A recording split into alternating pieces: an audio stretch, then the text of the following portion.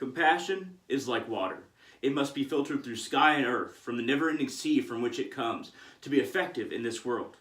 At least until we become a titanic spirit like the whale, which can traverse time itself.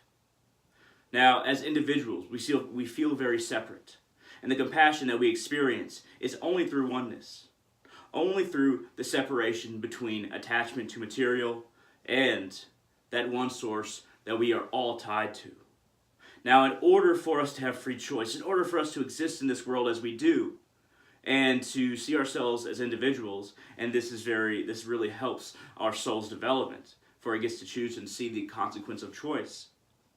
We must realize that this world itself is in between infinity and the foundations upon which we find to be components of ourself. We borrow these bodies from the earth. We borrow our consciousness from the gods. And through these filters, we find that we may drink of compassion. Now, it feels very small. It feels very isolated here. Oftentimes, we don't feel the oneness that we are a part of. We don't feel the source, the infinity, even beyond divinity itself, beyond separation, beyond individuality. But as individuals, we must realize that we can choose to use our actions in this world to help others.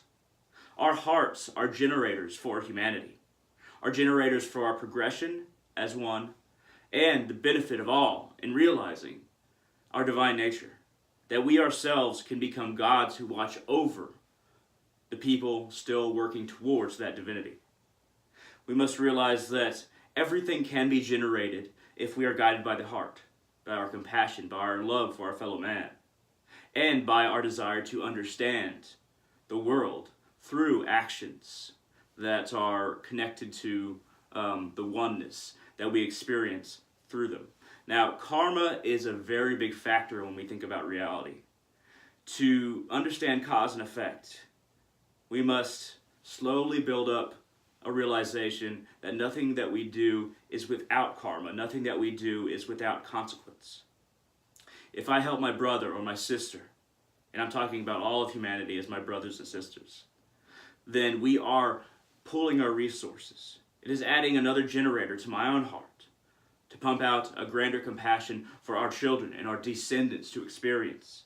Everything that we do now will affect those who come after, and everything that we experience now has been affected by the choices of our ancestors. Water can tear apart the hardest mind, like this stream behind me. It will chip away at stone, and even the most stubborn mind will come over to the way of compassion, of oneness, eventually, because cause and effect is that trickle. And compassion is the element that allows everyone to experience each other's knowledge. Understanding and consciousness are connected to not only an individual. No matter how hard they try to separate themselves from others, anything that we learn will become the knowledge of others. We cannot hide anything truly, because everything that is hidden will come to light.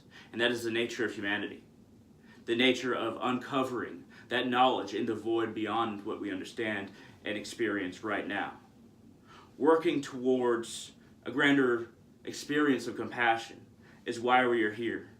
To realize that isolation, to realize that a desire to have power for oneself and not for the grander whole and work towards one's own goals is folly. That's why we're here. Love, compassion, whatever you want to call it, is filtered through the gods and the spirits beneath our feet. And we think ourselves separate from either. But the spirits and the gods of our ancestors and our descendants to come are capitalized right here. Every single moment is a peak in time that will never exist again. What we choose to do at this peak, what we choose to do with our ability to act as individuals, supposedly as individuals, will reflect upon our soul's experience and will result in future human experience. So we must take agency in our lives. Work towards creating multiple generators around us. Enhance the hearts of those around you by helping them. showing them that together we may go further than as individuals trying to live in a so-called dog-eat-dog world.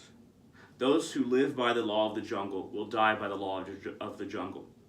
But if we as human beings choose to live by the law of order, of dharma, of understanding and heightened consciousness, whatever you want to call it, true spirit, the capitalization of spirit, then we will leave behind a legacy that can be taken up by anyone else.